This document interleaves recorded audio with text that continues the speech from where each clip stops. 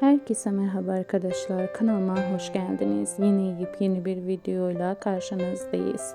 Genç ve başarılı oyuncu Yağmur Yüksel sosyal medyada yepyeni görüntüler paylaştı. Yağmur Yüksel bir etkinliğe katıldı.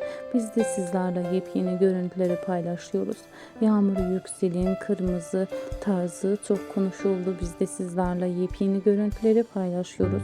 Umarım videomuzu beğenirsiniz.